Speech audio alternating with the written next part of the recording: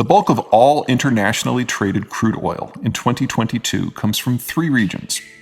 The first is the most important, the most obvious, and the most problematic: the Persian Gulf. Before roughly 1500, the region was in the middle of everything. What global trade existed was dependent upon the lands and waters surrounding the Persian Gulf as a means of connecting the vast territories between Europe and the Far East. But the Americans were hardly the first people to find the region aggravating. In large part, the very existence of the deepwater technologies owes itself to European attempts to avoid the Middle East altogether. From the time the Portuguese were able to shoot their way into India in the early 1500s, the need to pass through or stop in the region more or less evaporated, and the entirety of the Middle East from Egypt to Persia more or less slid into strategic irrelevance. Oil changed things. The monetization of the old Zoroastrian lands made Persia matter enough to trigger British imperial attention, with the status of Persia becoming integral to war efforts in 1939-45. The real explosion of activity happened later, with the discovery and exploitation of oil deposits throughout territory that now comprises not just southwestern Iran, but also Iraq, Kuwait, Saudi Arabia, Bahrain, Qatar, the United Arab Emirates, and Oman. While evolutions and manipulations, both market and military, have varied these players' individual output widely over the years, their collective output has been a fairly reliable 20 million barrels a day for the past 7 decades. As of 2021, that 20 million barrels is roughly 1/5 of global supplies and 1/2 of internationally traded crude.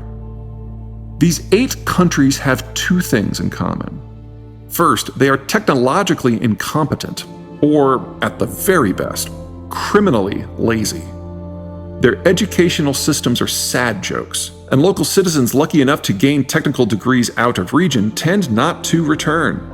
The locals' incompetence is hardly limited to the energy sector. These countries, as a matter of course, import millions of foreign workers to handle everything from their power systems to building construction to civic infrastructure. All 8 countries rely on outside workers, primarily from the United States, the United Kingdom, France, Russia, Turkey, Algeria, and Egypt, to keep the crude flowing. The region doesn't need all of these foreign players, but each in-region country needs at least one of them. Second, as technically incompetent as these states are, they are even less competent when it comes to naval action. Few have ever domestically constructed anything more interesting than a speedboat, and in nearly all cases, not even that.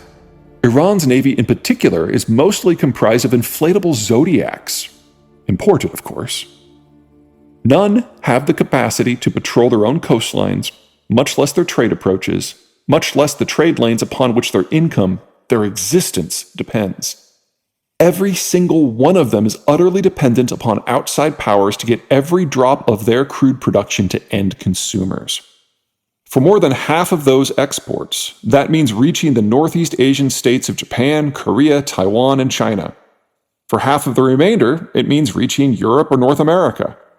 The order may not have been possible without these countries' oil, but neither would these countries have been possible without the strategic overwatch of the order. The second major zone of oil production is the former Soviet space. While this region's politics and geopolitics are, if anything, louder and messier and heftier than the Persian Gulf's, the calculus of the region's oil is far simpler. The Soviet Union was a massive producer of the black stuff, but the vast majority of that output was consumed within the Soviet Empire. Things only started to get internationally interesting when the Soviet Union collapsed. Soviet industry collapsed along with it, while all the old Soviet satellites in Central Europe broke away. With Russian internal demand failing, and other former Soviet imperial demand now on the other side of international borders, the Russians had scads of spare oil output that needed to find new homes. In the first wave of post-Soviet exports, the Russians focused not simply on what they knew, but on what their infrastructure would allow. Piped exports to their former satellites, one of which was now a constituent part of a reunited Germany. The second wave expanded upon what the Russians knew. thickening and extending those pipe links through Central Europe into Western Germany, Austria, the Western Balkans, and Turkey. In implementing Wave 2, the Russians discovered that ports like Gdansk in Poland, Ventspils in Latvia, and Constanta in Romania could serve as offloading facilities for Russian crude, enabling it to sell on to customers far and wide. Phase 3 was about linking up and building out Russia's own ports to serve the same purpose. Primorsk near St. Petersburg on the Baltic Sea, and Novorossiysk and Tuapse on the Black Sea. During these first 3 phases, the other former Soviet states were hardly standing still. Now divorced from their former imperial master, all needed to establish their own income streams, preferably ones that were not beholden to Moscow. Azerbaijan and Kazakhstan both courted any and all foreign investors, with BP and Exxon proving the most interested. The foreigners executed some of the most complex seismic, drilling, processing, and infrastructure programs the energy world has ever seen, and began shipping crude out via whatever route proved possible. Some routes tapped into legacy Soviet infrastructure, heading north and west to places like Ventspils or Novorossiysk. But as time ticked by, the flows were increasingly concentrated into a single pipe corridor that began at Baku, Azerbaijan, and ended at a supertanker port in the Mediterranean city of Zeihan, Turkey. What all these options have in common is that they all flow in the general direction of Eurasia's European extremities. And since Europe was peaking demographically, there was little reason to expect European oil demand to increase ever again. Sure, the Russians were filling a larger and larger slice of that demand, but market saturation was decreasing their pricing power. The Russians hated that.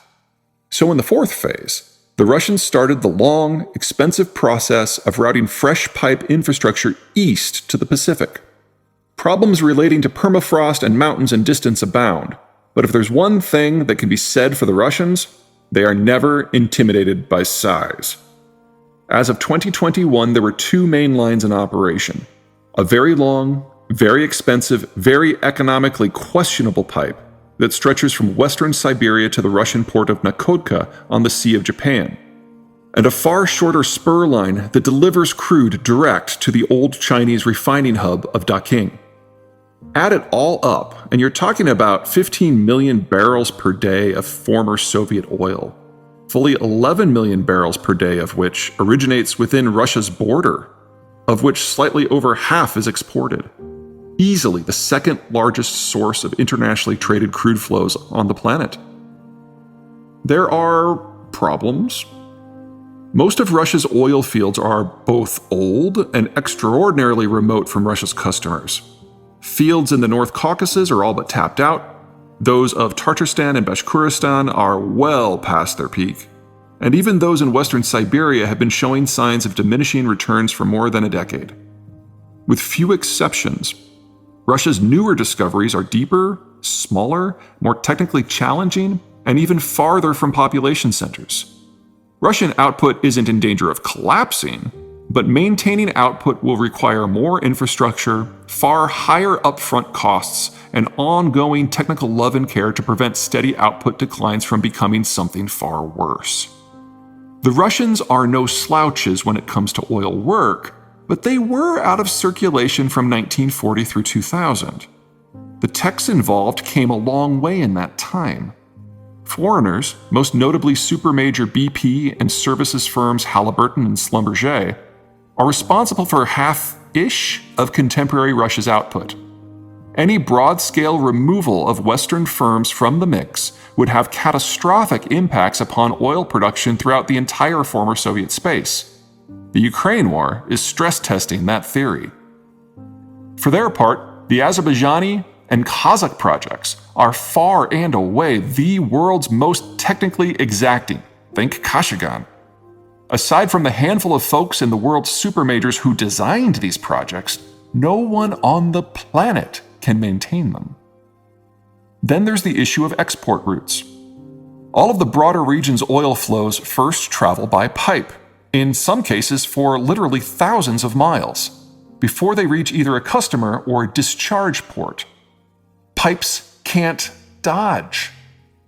Anything that impedes a single inch of pipe shuts the whole thing down. In the order, that's fine and dandy. Post-order? Not so much. About half the flows terminate in end users like Germany, while the other half must be loaded on tankers for sale. That's where things get extra dicey. In the Pacific, the Nakodka port sits smack in the middle of the Japanese, Chinese, and Korean spheres of influence. Any meaningful conflict involving any of the three, and Nakodka either becomes occupied or a crater. Or, more likely, occupied and then a crater. Out to the west, exports via the Black Sea ports of Novorossiysk and Tuapse are fully dependent upon sales through downtown Istanbul, so any hiccup in relations with the Turks kills a couple million barrels of daily flows.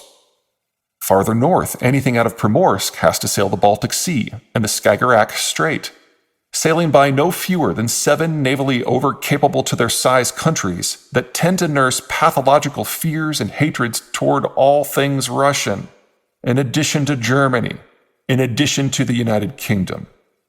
Even if that were not enough, there's one more complicating factor.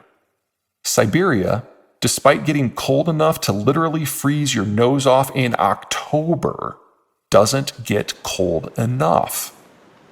Most Russian oil production is in the permafrost, and for most of the summer, the permafrost is inaccessible because its top layer melts into a messy, horizon-spanning swamp. Tapping oil here requires waiting for the land to freeze, building dike roads across the wasteland, and drilling in the Siberian winter. Should something happen to consumption of Russian crude, flows back up through the literally thousands of miles of pipes right to the drill site. Should exports fail, whether due to a war far away, a war on Russia, or a war by Russia, there is but one mitigation: shut it all down. Turning production back on would require manually checking everything, all the way from the well to the border. The last time this happened was the Soviet collapse in 1989. 33 years on, Russia still hasn't gotten back to its Cold War production levels. Only during the oil-ravenous stability of the post-Cold War period of the American-led order is the current iteration of Russia's internationalized oil complex even possible. And with the Ukraine war, it is already over. The third and final major source of global crude is within North America.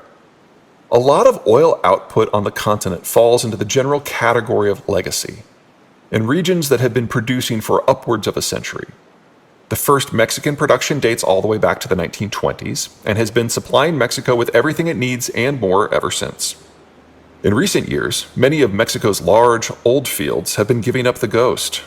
In part, the reason is geology, but at least as important is Mexican state policy, which often bars foreign capital, expertise, and technology from playing much of a role at all. For decades, even North Korea had less stringent investment laws on its energy sector. Left to their own devices, the Mexicans are proving incapable at keeping their old fields on life support and exploiting newer discoveries either on or offshore. Even with this glaring weakness, Mexico's oil needs are roughly in balance. It exports some crude to the United States and then imports a similar volume of refined product. On balance, Mexico produces and uses about 2 million barrels per day. Up north, the Canadian oil sector got its start in the 1950s, becoming globally significant in the 1970s. But it wasn't until the 1980s that the province of Alberta started cracking the code on some seriously unconventional output. Traditionally, oil migrates through rock formations until it reaches an impermeable rock layer. For example, the crude might migrate through sandstone, but granite would stop it cold. Pressure then builds behind the impermeable layer. When a drill punches through the cap, the pressure and oil are released. Most of Alberta's oil is nothing like that. Instead of big pressurized liquid pools of crude locked behind tough rock, Alberta's oil is diffused through far softer rock, functionally integrated into the rock's matrix in solid form. Getting it out requires either injecting steam into the formation to melt the oil out, or mining it and washing the oil out with hot water. From there, this ultra-thick crude oil must be mixed with lighter crude grades to thin it so it can be pumped via conventional pipeline. No matter how it is measured, Canada produces far more than it could ever use. It consumes a similar amount to Mexico, but exports that much again. Almost all of Alberta's oil sands production is shipped south to the United States, mostly for processing in Texas. In the continent's middle latitudes, the Americans have a lot going on. They have a legacy offshore sector in the Gulf of Mexico that didn't really get going until the 1970s. There is still conventional crude trickling out of Pennsylvania and Texas and places that have been producing oil longer than any other spots on the planet. Even California was among the country's largest oil producers until quite recently, with one of the country's most prolific wells located in a mall on Wilshire Boulevard, while another is cleverly disguised as a synagogue. Taken together, the American conventional oil legacy remains substantial, still kicking out about 4 million barrels per day, a volume that compares favorably to Iran at its 1970s height, and is about the same as the total output from Canada today. But the real story is the new stuff, America's shale oil sector. Back in the early 2000s, the world of oil got slammed by 4 simultaneous and unrelated events. First, the US subprime build was already getting out of hand, generating unhealthy levels of demand for all the things that go into home construction: lumber, concrete, copper, steel, and oil. Second, the Chinese boom was getting a touch insane. Price-insensitive demand drove up the price of all globally available commodities, oil included. Third, in 2002, a very unsuccessful coup in Venezuela led to a very successful political purge of the country's state oil firm, a purge that focused on the technocrats who produced the oil. The country's energy sector never recovered. Fourth, in 2003, the Americans invaded Iraq, taking all its oil output offline. The country didn't return to pre-war levels of output for 16 years. Between higher demand and lower supplies, oil prices steadily climbed from below $10 a barrel in 1998 to nearly $150 a barrel in 2008. When your work earns you $10, you tend to stick to the tried and true. When your work earns you $150, you can afford to try all kinds of things. With a few years of experimentation, the collective American energy complex was able to crack the code on something we now call the shale revolution. In essence, shale operators drill down as per normal, but when they reach a petroleum-rich rock strata, they take a sharp turn, drilling horizontally along the entire layer. They then pump water and sand at high pressure into the formation. Since liquids do not compress, the rock cracks apart from within, freeing untold trillions of tiny pockets of oil and natural gas that would otherwise be far too small to harvest with conventional drilling.